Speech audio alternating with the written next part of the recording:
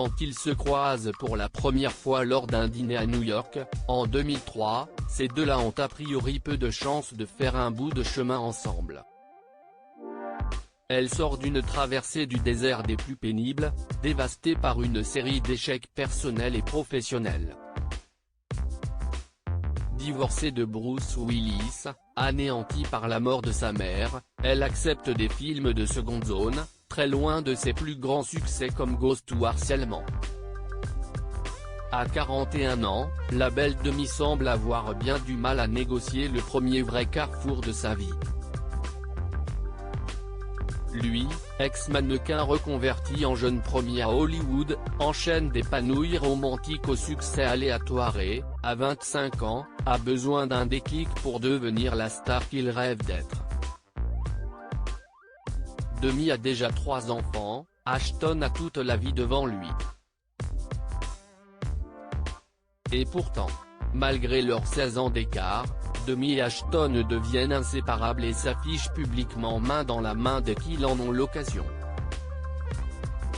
Avec Ashton Kutcher, Demi Moore devient la star des Cougars mais rien n'attire plus les mauvaises langues de Hollywood qu'un couple formé par un ex-sex symbol des années 1990 sur le déclin et l'un des mecs les plus sexy du moment.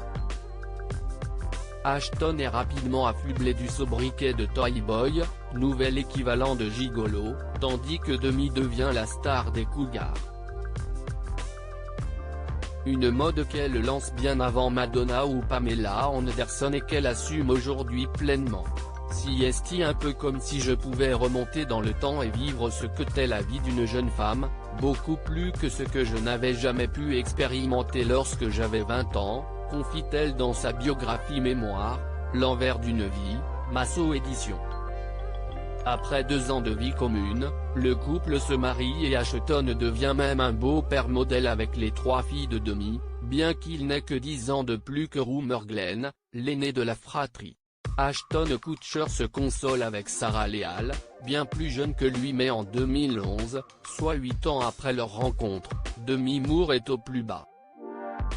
Rongée par ses addictions à l'alcool et à certaines drogues, elle poursuit tant bien que mal une carrière qui n'a jamais vraiment décollé.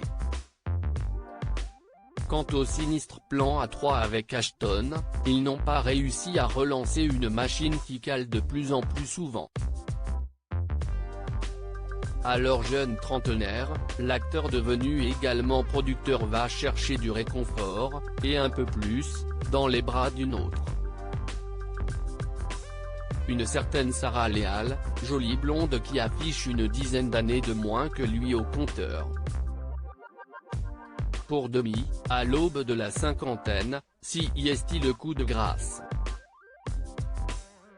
Brisée, elle demande le divorce. Et si est le clap de fin pour l'un des couples les plus médiatiques des années 2000.